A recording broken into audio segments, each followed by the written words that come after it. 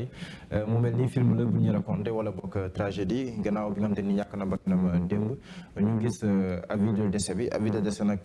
day laaj ñu préciser ne que ab yëgle dong la te itam ñu muy gën a laal moom mooy ña nekk sa hôpital ba day wuteeg certificat de décès wuteeg certificat de genre de mort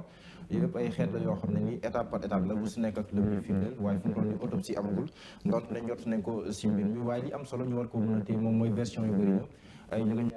ñoom ñooy François Mancabou jàpp nañ torturé bu mu ñàkk bakkanam ay avocat am naka noonu waaye le procureur de la république bi nga xamante nii moom mooy le maître des poursuites démb bi mu génnee dafa xam ne que ñoom am nañ ay xibaar yu wóor ak a firnde ndeke François Mancabou dafa mbëkk grille yi mbëkk mur bi ba faf amee fa gaañu gaañu loolu ko yóbbu woon kër docteur waaye tam am nañ vidéo de 13 minutes boo xam ne nii ñu ñëw firnde loolu tamit jur yeneen njaaxare waaye tam procureur de la république wax na ne am na enquête boo xam ne tëj nañ ko si te itam division des investigations criminelles moom moo koy def sous son autorité directe mooy maanaam moom moo koy saytu boobu enquête bi ngir xool fii war nañ ci li mu jekk gëdëm mais mu mel ni daal François Mancabou jóge na fii waaye coow li ba léegi mu fi wéy di des amet. Merci beaucoup Mouhamed soxna Eva. coow li noo ko gisee. waaw ni ko ñëpp gisee nañ ci andi ay leeral rek parce que ñenn ñi nee nañ coïncidence la ñenn ñi aussi am nañ droit laajte mbir mi lan moo war a mën a def tax mu nekk coïncidence bu ñu nekkee réer na kii décédé na te ñoom ñaar la ñu jàppandoo ci même jour bi donc xel yi dafay am fu mu dem à chaque fois cas yu mel nii bu amee je pense que dañu ci war a dem ba mu jeex ñu andi ci ay leeral yu ay argument yu leer yoo xam ne nit ñi dinañ ci mën a teg seen loxo xam ne lii moo am yëf yi fii lay mujjee mais dañuy faral di gis à chaque fois bu ñu rayee nit fii nii muy ndaw donc dañuy mëppal affaire yi mu sedd même bu fekkee ne que amaana li ñu leen doon toppee am na yoon dafa am donc amuñu droit faat mais gis nañ aussi ñi nga xam ne ñoom ñoo di administration pénitentiaire bi jot nañu def ay révélation wax que ne lii moo tax donc gis nañ aussi avocat am démentir lu ni mel comme ñoom ñëpp donc ku nekk yaa ngi jéem a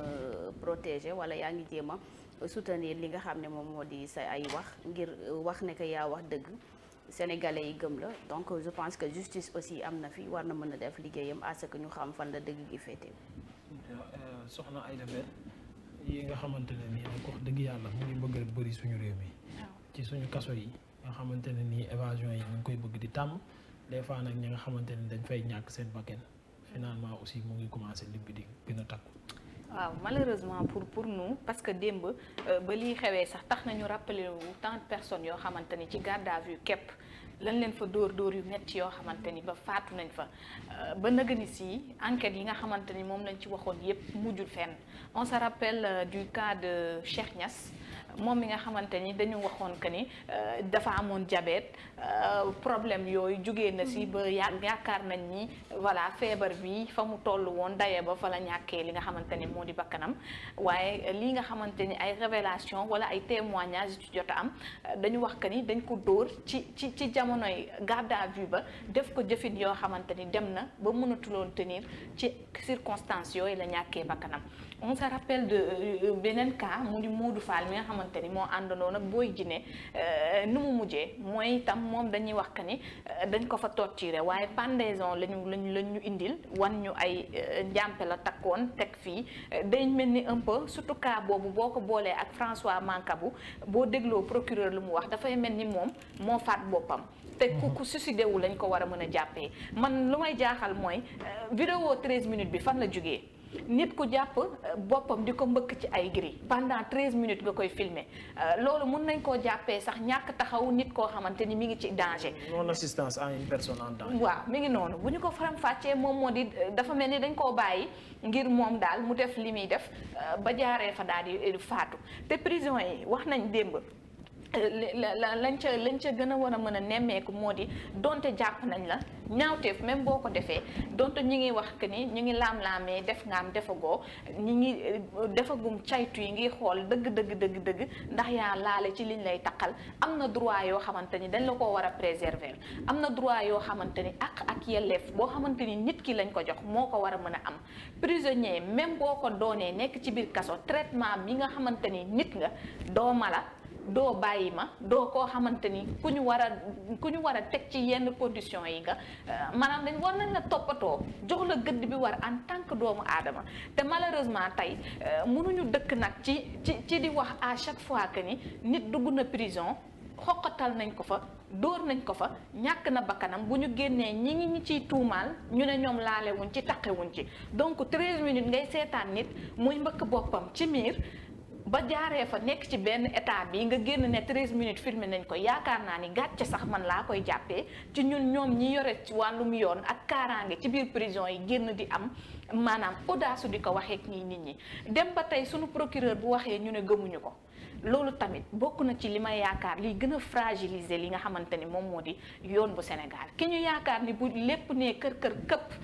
ñëpp am nañ flou ñëpp jaaxle nañu moo war a indi les éléments qu'il faut leeral bu ñëwee mbir mi gën a lëndëm il faut que qu'il se pose quand même la question qu'est-ce qui ne va pas parce que mënul bokkaande tam mënul génn démb wax ba pare ñi wax ni la mu wax vraiment jaxasoo na tasaaroo na dem bay ñaan ci beneen ci kaawu Mamadou Seck naa ko dimbali ñu nga ñibbisi ngir nga faju loolu tamit vraiment du lu ñuy joxloo valeur suñu yoonu dëkk donc le cas de François Mancabou ni ñu koy waxee enquête ñu ngi koy laaj boo xamante ni bu poussé lay doon ngir quand même ñu élucider cette affaire leeral sénégalais bi mais notamment lañ doon wax ba nëgëni si li jëm ci ay papiers entre autres docteur bi lañu ko wax ba gis nañ position avocat bi mi ngi mel ni daal ñoom yaakaaruñ sax ni que li ñu bëgg dëgg-dëgg que résultat yi feeñal ko du ko feeñal donc état bu Sénégal mu mel ni am na liggéey bu am solo bu mu war a def ci wàllum yoon surtout wàllum terrorisme bi ñuy tudd chaque fois di ci daan ay personnes démb bàyyi naa Guèye mi ñëw vraiment mi ngi ñuy wax moom mi ñu jàppandoon démb ak Abdou Karim Guèye xurum xaq que ni dañ ko jàppee ci même fait terrorisme yi lañ ko jàppee ci ndax da doon manifester te moom jot na def ay témoignages bu ñu ko dégloo que bokk naa ak François Mancabou chambre pendant 3 jours te moom ni mu ko décrire te buñ ca sukkandikoo moom nee na mënul jàpp ni kii yeekatu fitna la woon wala ku war a mën a def ay acte de terrorisme ci réew mi ndax moom bu koy décrire nee na nit koo xamante ni ku social la gis nañ lekk yi moo ko fa daan séddale gis nañu tamit léeg-léeg moom moo daan régler sax conflit yu doon am foofu di waxtaan ak ñoom mais soulevé na également que ne amoon na feebar boo xamante ni feebar na ko fa ndax tension buy yéeg la fa amoon boo xamante ni dem na ba benn instant ñi mu co-détenu ñoo ko doon ëpp di ko assister muy wane que ni kii santeem commencé woon na détérioré wu ci biir cellule bi laataa ñi nga xamante ni ñu ngi koy yóbbu pavillon spécial mu nekk des éléments yoo xamante ni waxuñu ko mais également ba tey mi ngi ci biir cas bi mi ngi ci biir dossier bi loolu yëpp ñu war ko leeral donc Ameth doy na waar te li war a feeñ également bëri na ci affaire bi. merci beaucoup soxna Aïda Mbène maître Ndoye daal di nday yegg si ci plateau bi maître dama lay nuyu bàyyi la nga nuyoog internet yi ñuy seetaan déjà situation bi nga xamante ne nii am na par rapport ak décès wu ki nga xamante ne ni moom mooy Mancabou nan nga ko jàngatee ak lan nga jàpp ne fi mu toll nii moo war a nekk taxawaayu yoon. bon merci beaucoup maa ngi nuyoo dans un premier temps. ñu nekk si plateau bi. jërëjëf maître. sur le même ordre d'idée maa ngi nuyoo également bépp téléspectateur nag di suivre en direct voilà donc seen émission. yaakaar naa toujours mbégte la di ñëw waxtaan si lépp loo xamante ne. njëriñ askan wi la gindi askan wi si wàllum yoon dama ci sawar lool seen en tout cas dama ko waxee saa su ne rek su ma ñëwee fi damay gën a kontaan. Maintenant par rapport ak li xew si décès monsieur Mancabou yaakaar naa nekk na loo xamante dafa tiis ça il faut le dire man bu ma ko yëgee dafa mel ni sama frère mu mbokk ndey ak bàyyi moom moo gaañu automatiquement ça m'a fait tellement mal parce que maa ngi doon suivre Babacar Touré à travers donc kiom bi naka la ci Kéwoulo si tom bi mu joxe information par rapport à ce décès là ma am aussi en tout cas gestu ma déglu également soxnaam mooy la femme de François Mancabou boo xamante ne moom tamit defoon naa ay déclaration à travers Kewlo ma déglu bu baax aussi démb ma dégluwaat aussi avocat François Mancabou dégluwaat procureur de la République parce que nit ki balaa nga àddu si lenn il faut nga déglu ñëpp pour nga am une position d'impartialité bu ma déglulee ñoom ñëpp mujjee déglu procureur j'avais le cœur meurtri, ça il faut le dire, hein, parce que su ma déglulee donc bu ma jotee déglu d'abord la femme de François avocat bi également ma gis ni ñaari wax yi dañoo am concordance dénominateur commun am na fa mooy lan parce que la femme dafa wax carrément que ba mu demee ba gis jëkkëram fële au niveau de l'hôpital parce que au départ c'était la police centrale ba finalement mu mujjee ko évacué au niveau de l'hôpital parce que hôpital principal neen dafa ñëw gis yaram bi yépp deret la bopp bi dafa xar comment dirais-je même yére bu mu sol deret dafa dem ba coagulé donc je pense que loolu et aussi am na loo xamante ne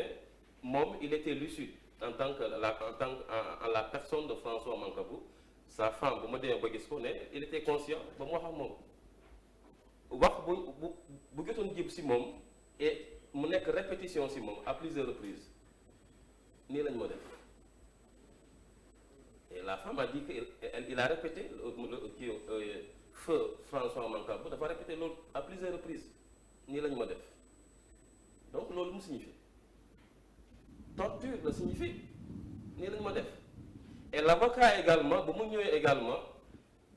même wax bi moom la avocat bi encore entendre encore si bouche François Mancabou nii lañ ma def ça signifie quoi que fu mu nekkoon foofu la amee yooyu jafe-jafe ba finalement ñu évacuer ko ba mu doon ko ay réanimation donc loolu mu nekk loo xamante ne sénégalais ñépp ko ñaw ça il faut condamner ça si nu mu gën a kawee ñu ñawlu ko à la plus grande énergie ça il faut le dire parce que affaire torture d'ailleurs même Sénégal am nañu loi boo xamante ne moom mooy interdire si wàllum torture il y a la loi de 2006 boo xamante ne Assemblée nationale moom moo ko voté pour autoriser président de la République pour que mu mun a ratifier le protocole d'accord boo xamante ne dafa jógee ci ONU en 1984. te ñu mettre ko en vigueur. maître Balma nee nañ sa micro bi dafa xaw a am tuuti jafe-jafe le temps ñu koy régler damay joxaat Mouhamadou Diallo kàddu gi le temps technicien yi daal di régler sa micro ñu daal di wëyal waxtaan wi ci fi mu tolloon Mouhamed daanaka gis nga réaction yi ci plateau bi yëpp ñoo bokk yam. waaw dañu ñaawlu li nga xam ne moom moo xew. waaw booy déglu rek li discours di wax boo xuusul ci biir sax il y a beaucoup de contradictions surtout booy déglu démb le procureur de la République encore une fois avec tout le respect qu'on lui doit mais dafa am aussi ay mbir yoo xam ne nii bon c'est vrai que man je ne m'attendais pas à ce que mu wax ne mbir mi torture wala nangam parce que on a vu dans l'histoire judiciaire du Sénégal amul kenn koo xam ne mës na dund lu mel noonu ba enquête dem ba wóor ba ñu reconnaître ne il a été torturé wala nangam loolu moom mosu fi am même lii am des cas de bavure policière dans les rares cas yi nga xam ne nii am na enquête bu wóor bu si am wala boog ñu dem si procès yenn saa yi dafay am le flou on a vu cette histoire là du policier Tombo Wali bi ne woon moom moo rey Bassirou Faye bi ñu demee ba si biir danoon na du moom après Mohamed Bougaleb leen kii woon Mohamed Bougaleb xamuñu fu situation mbuju ba tey mais boobu noonu sax xaw na tane amoon na benn procès boobu demoon mais pour dire que man xaaru moon ci procureur mu jën wax carrément cas de torture am na mais tamit bi mu waxee dalay réfléchir par exemple cette vidéo comme ni ko Aïda Mbène waxee cette vidéo de 13 minutes à quel moment lañ ko jël en vidéo ndax vidéo surveillance ñoom ñoo ko jël bu nekkee foofu la c'est plus compréhensible mais bu nekkee ne ay portable lañ ko fi muy wala nanga foofu c'est plus grave ça veut dire que waaj yaa ngi koy gis mi daf tey jàppoo ko loolu beneen mbir la beneen mbir mooy kuy koñ ay mur di koñ ay gris nee nañ il était seul mais ndax deful bruit ndax mën nga koñ mur lu la mën a gaañ yóbbu la service animation te mënul def bruit boo xam ne nii dina mën a alerter ñi nga xam te ni ñoom ñoo lay garder donc loolu yëpp tamit ay mbir la ba pare xam nga en matière ñoom terrorisme la ñu entre guillemets dafa am li ñuy wax tam le profil loolu dafa am solo lool saa soo jàppee nit nga jàpp ne dafa def ay mbirum terrorisme ak nangam da ngay décliner son profil xool waa ji nii jaar-jaaram ndax il y a eu dans son passé wala dans son présent yoo xam ne nii mën a expliquer que waa ji mën a radicaliser wu ba mën a parce que boo nee nit ki terroriste mooy mere na ñëpp ñëpp la bëgg ñu dee loolu ay terrorisme même bu nekkee dans la définition de la loi moom mooy bu nekkee ne da nga bëgg a individuellement wala collectivement troubler gravement l'ordre public wala empêcher aussi le fonctionnement normal des institutions nationales et internationales par l'intimidation et la terreur loolu tamit boo jëlee définition woo tam dëxañ ko par rapport ñii lu ñu wax loolu lañ def maître Ndoye juriste la après moom dina wax ni mu ko gisee mais man jàppee moom définition boobu ma gis ak lii nii ndax mën nañ koo méngal terrorisme mais loolu mbirum juriste la mais li ma bëgg a wax mooy contradiction yi bëri na lool bëri na lool ba pare man am naa beneen inquiétude xam nga bu nekkee ne sûreté urbaine moom moo yoroon enquête c'est la police nga jël division des investigations criminelles jox ko enquête bi na yow sa supervision directe lay nekk foofu tamit police la police si biir police est-ce que bon je dutewuma si professionnalisme waa dik mais dafa am loo xam ne ni aussi corporatisme mën na dugg leneen mën na dugg bu nekkee police moom mooy càmb ak policier foofu noonu est-ce que mën leen yaakaar mbir mi dem ba sës parce que aussi dafa am beneen mbir bu ñuy xool dañuy xool institution bi ndax lii buñ ko defee du fragiliser ak nangam loolu itam man inquiétude la boo xam ne ni man am naa ko si personnellement sans douter du professionnel dañu nga xam te nii ñoom la ñuy dénk enquête bi waaye daal li wéetoo woon mooy pour l'image du Sénégal pour aussi gën a dalal xelu justiciable yi parce que lii dal François Mancabou mën na dal ku ne ëllëg ni ku nekk mën nga am jafe-jafe ak yoon mën na la interpeller garde à vue la wala nangam dañuy bëgg ku nu woo garde à vue ñu teg la si ay conditions yoo xam ne nii doo fa jógee dem hôpital nga nekk dans des conditions am te nii di nga mën a leeral dinañ mën a xam ndax yaa def wala defoo dinañ la sax mën a juger parce que léegi imaginez bu nekkoon moom moo def léegi kenn mënu koo juger instant yi nii kenn mënut a xam bu nekkoon ne moom la sax moom instant bu nekkoon ne moom la sax instant yi nii kenn mënut a xam ndax amoon na yeneen ramification ndax amoon na beneen projet wala ba nang mënoo ko xam instant yi jóge kon maanaam nga jëlee ko noo ko mën di jëlee si biir boor wala si biir boor amul benn njëriñ te torture comme ni ko waxee convention internationale yi ñun ne si wax si lu leer ñun suñu arsenal juridique wax na si lu leer mais dafay fekk ne chaque fois contradiction la ñu am mooy entre les textes ici au Sénégal ak ni ñu koy appliquer il y a tout un fossé mais il faudrait que ñu citer les responsabilités am na yenn mbir yu mu doon am ki nga xam te ne yow yaa yor responsabilité enquête bi kenn du la sax wax démissionné yow yaa njëkk démissionné parce que dafa am ay mbir yoo xam te ni bu xasee am bu ñu banaliser nit ku ñàkk bakkanam même bu nekkee ne waa ji yow yaa ko téye mu xaru yow am nga sa responsabilité parce que dès lors que yow nga téye ko bi nga koy jëlee këram ba bi nga koy yóbbu commissariat central ba nga ko fay téye yow yaa yor sécurité yaa yor responsable lépp lu ko dal ci responsable amul noo ko mënti jëlee moo tax foog ñu sujet les responsabilités bu ñuy wax wàllum est-ce que remords la est-ce que dafa gàcce la wala nangam foofu tam booy naan François est-ce que gàcce moo ko yóbbee wala nangam kon dafay mel ni yaa ngi jéem a gëmloo Sénégalais yi de que waa ji ñu koy tuumaan mooy def. waaw statut de revenir or waa ji justice moo war a wax le procureur il est dans son rôle c'est vrai mais tribunal moo war a àtte ba ne waa ji kat li nga koy toppee moo ko def recours yëpp dem ba sës ne waa ji kat moo ko après ñu waa ji kon terroriste la li moo ko def mais àggaguñu foofu kon loolu yëpp sax nañ ko leeral gën a leeral mbir mi waaye tam lii nit ñu fexe mu bañ amati lii ñu tuddee ay mbirum force spéciale bër na déjà la justice elle est rendue au nom du peuple te lu bari si askan ñi nga am ay doute donc ñoom bu nekkee am nañ ay preuves yu wóor am ay charges yu wóor waxuma ay présomption mais preuves yu wóor ay charges yu wóor nañu doxal ba convaincre ce peuple là au nom duquel la justice est rendue loolu c'est extrêmement important mais bu nekkee aussi dañuy wax mbirum terrorisme une affaire aussi grave que Sénégalais yu bëri gëmuñu ne sax li am na loolu c'est grave il faut ñu fexe nan la ñuy def ba gëmloo Sénégalais ne que terrorisme am na fi ñoom gëmuñu ko nañ leen ko gëmloo mais nañ leen ko gëmloo si loo xam ne ni dëgg lay tegu mais bu ñu foowee une affaire aussi grave te ñu koy wax procureur jënn wax bu nekkee si cas Pape Mamadou Seck le directeur de l'administration pénitentiaire jënn wax mais kenn du gëm loolu c'est extrêmement grave kon ñoom il faut ñu xoolaat seen démarche ak seen doxit. Merci beaucoup Mouhamadou Diallo damay jox maître mu daal di continuer raisonnement am daal di ñu wax nag fi mu toll nii nag famille bi par exemple lan la ko yoon may fi mu toll nii. Bon maa ngi wéyal en tout cas sama raisonnement bi par rapport à observation yi ma jot a def selon les dires de sa femme et également de son avocat ma gis ni acte yi vraiment donc en tout cas paroles yi c'est concordant par rapport à li jot a xew maanaam dañoo considérer que voilà lépp li jot a xew ba finalement nit ki daal di faatu dañu considérer que l'État est responsable. L'État est responsable pourquoi? Parce que ñu ngi koy jëlee këram même les conditions dans lesquelles il a été acheminé à la police c'est illégal, ça il faut le dire. Pourquoi je le dis? Sa femme dafa wax carrément elle a décrit les conditions dans lesquelles lañ ko ñëwee yóbbu ko ba fële commissariat parce que je pense que nit ki su dee da nga koy convoqué du moins da nga koy woye da nga koy entendre il faut nga descendre ko une convocation mënoo tëb nit daal di débarquer comme ça et puis wax ni c'est la police alors qu'en réalité voilà respecter la procédure normale loolu déjà faute la du point de vue de la procédure nit ki soo koy convoqué il faut nga jébal ko et en tout cas kayit bi fi ne ni police ñoom ñoo la convoqué. mais foofu ci cas de terrorisme bu dee dañ la ko tuumaal ndax yoon may leen ñoom ñu emprunté beneen procédure comme bii nii ñu appliqué. oui mais la manière dont donc elle a été accueillie manière boobu moom laa gis ni en tout cas man je vais considérer que c'est pas en tout cas c'est un peu hors la loi. Pourquoi je le dis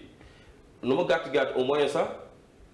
soo leen fay dem au moins ngeen yóbbu fa sax un mandat boo xamante ne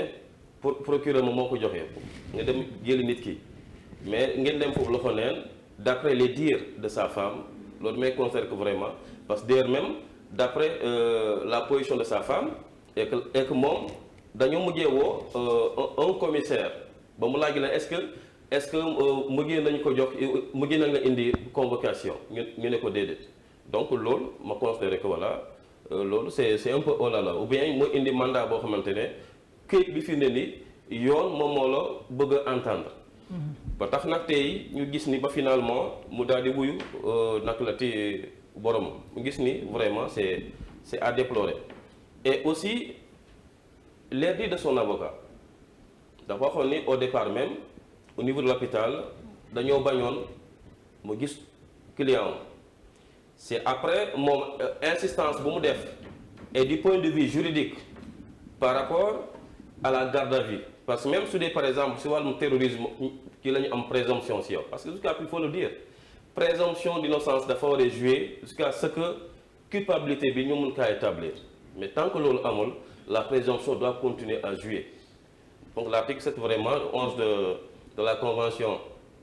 déclaration universelle des droits de l'homme 1948 est très clair là-dessus. La garde à vue en principe c'est 96 heures renouvelable une seule fois.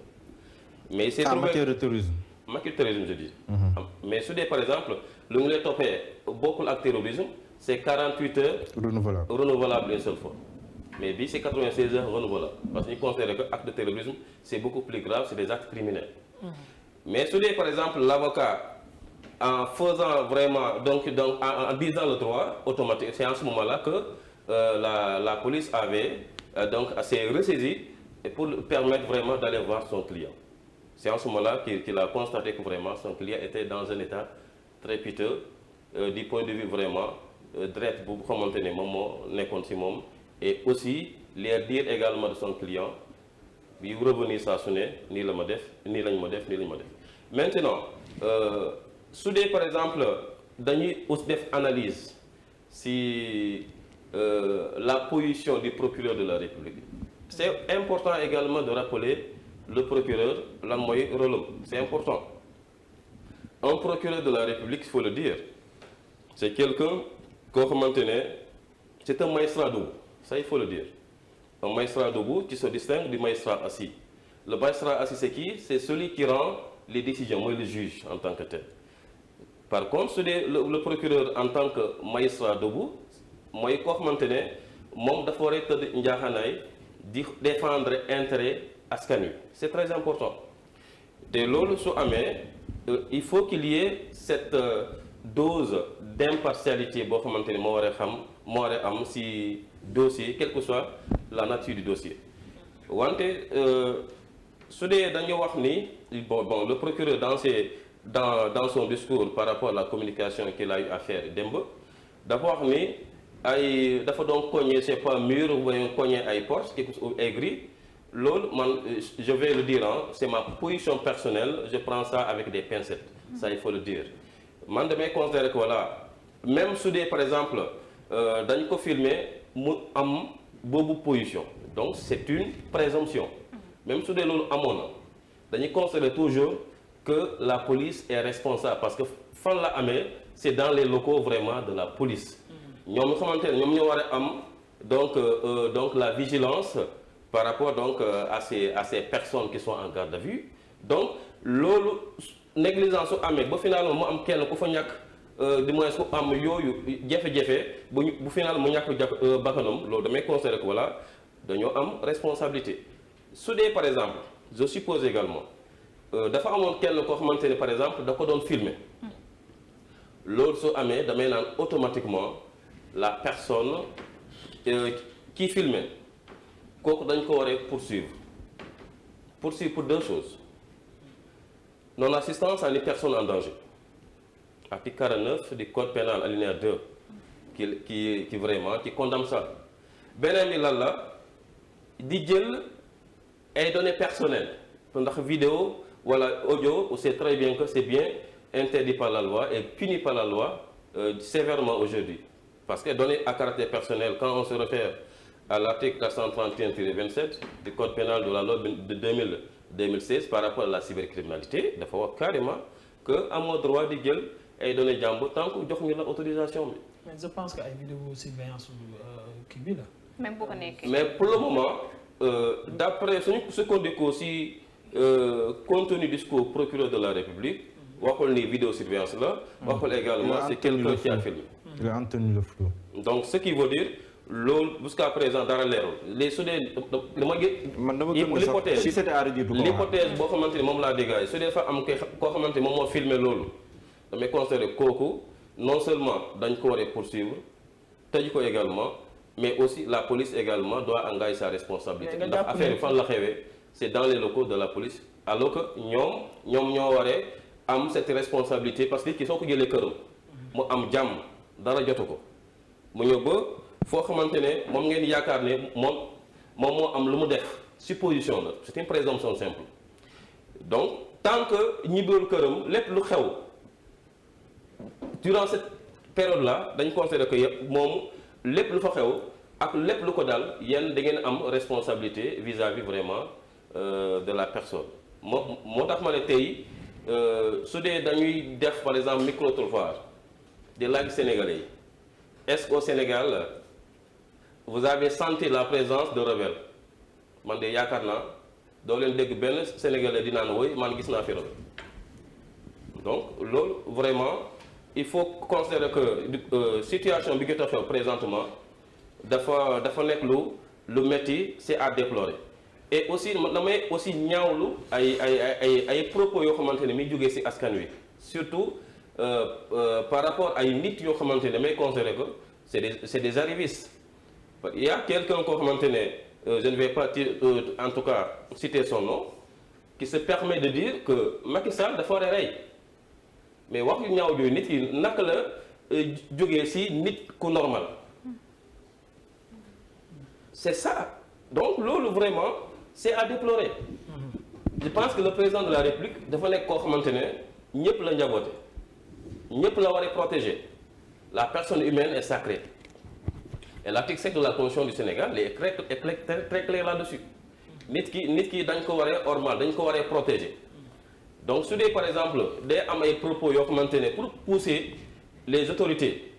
les plus hautes autorités à porter donc à attenter la vie des personnes damay considérer que vraiment c'est des discours vraiment ces personnes-là devaient même être interpellées et entendues même devant le procureur de la République parce que ak kii parole yooyu dafa nekk lu ñaaw a ñaaw. par rapport ak vidéo surveillance bi moom laa la bëggoon a relancer sànq mooy ak fi coow li toll jàppoo ne pour gën a mën a leeral famille bi comme ni ko procureur waxee dafay mujjee jaatu nag ñu wan leen image yooyu am déet. waaw xam nga aujourd'hui on va vers un procès ça il faut le dire parce que démb moo dégluwee la position de l'avocat de Mancabou dafa ne carrément présentement même il a eu à rédiger 4 plaintes yoo xamante ne dañ ko waree mettre en branle donc ces 4 plaintes là si ñan la jëmale loolu après dañu xam exactement ñan la ñu porté. ba nga wax na ñoom tamit ils ont des audios. très bien wax na ko neen de ce fait war ñu dugg ci ay détails parce que tous ces éléments de preuve dañ ko war a jël jébal ko. yoon. waruñu ko jox non parce qu'il y a mort d'homme il y a une présomption de commission ou bien en fait d'infraction donc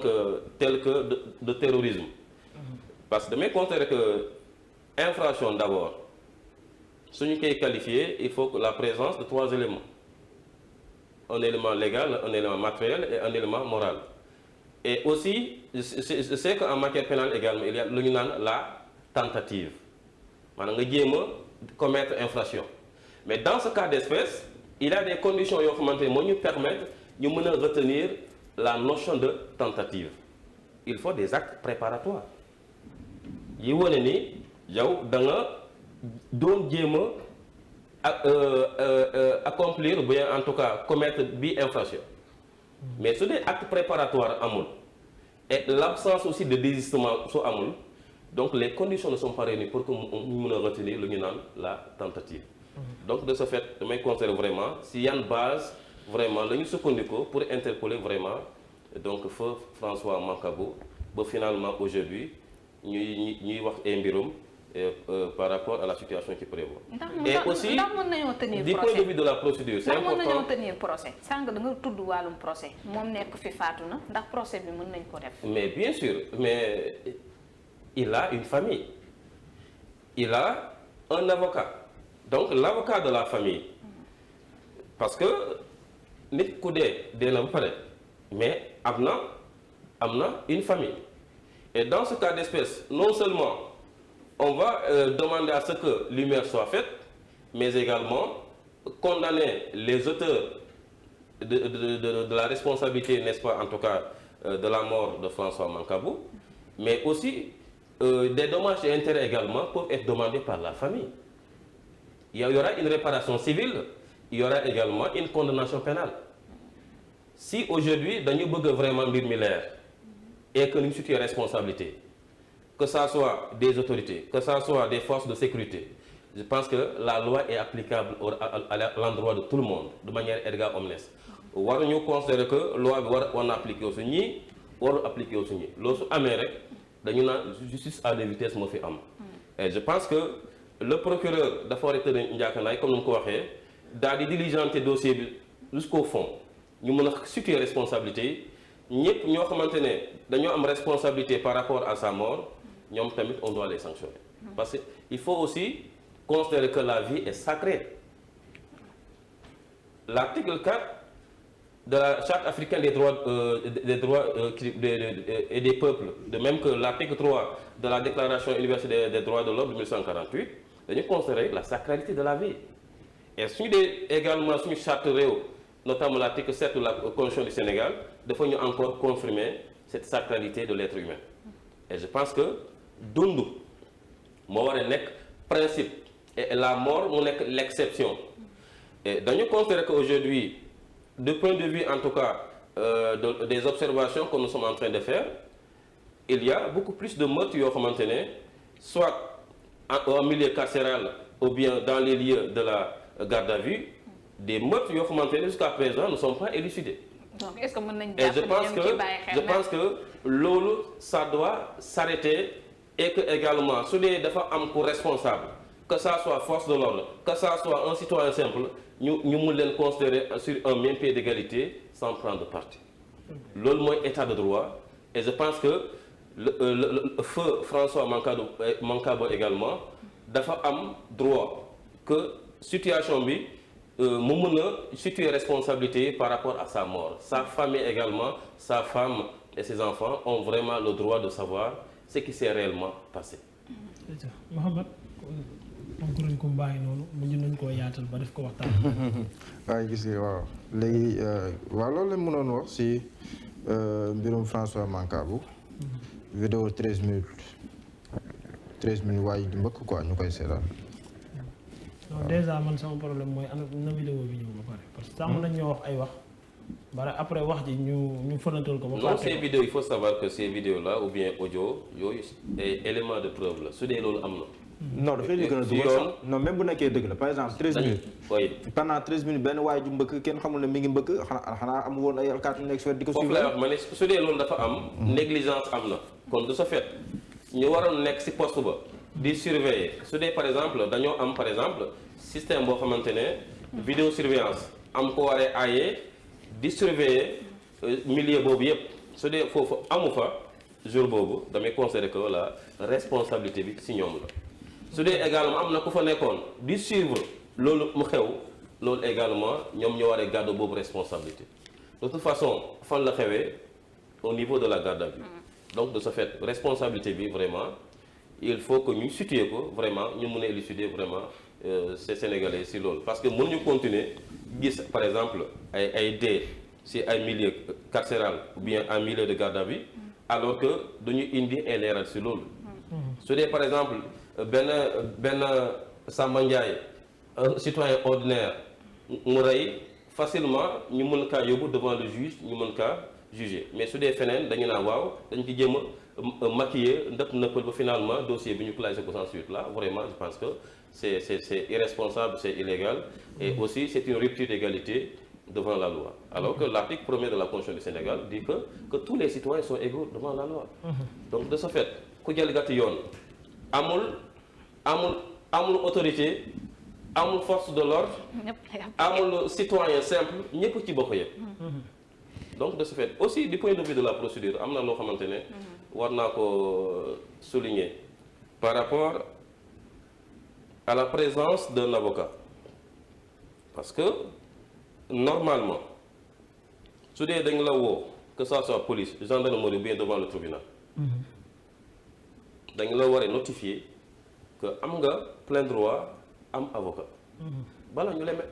lay entendre su dee loolu amul il y a une vice de procédure te loolu dafa war a gàllankoor liggéey bi parce que dañu conseille vraiment dañoo def la neex. Parce que l'article 55 du code de procédure pénale et aussi l'article 5 de l'UEMOA par rapport au règlement de l'UEMOA boo xamante ne moo indi harmonisation et règles yoo xamante ne applicables par rapport donc aux avocats dans l'espace UEMOA dañu wax carrément que su dee dañu la interpeller devant la police la gendarmerie bien devant le tribunal automatiquement yow da nga war a am assistance d'un avocat. D'accord. Donc su dee yëg ñooñu defuñu ko. ba finalement lu fa xew ñu yóbbu doomu jàmbur au niveau de l'hôpital ba mu finalement mu faatu loolu mu faatu foofu. damay considérer que vraiment dañoo jalgati yoon c'est-à-dire les droits qui sont reconnus donc vraiment donc monsieur François Mancabou vraiment dañ ko violé. Merci beaucoup maître Ndoye Mouhamed kon ma bàyyi la ñu wàcce rinkum boobu daal di yëkki beneen. waaw dañuy dem si kon deuxième rinkum bi mooy démb sa Guédiawaye si camp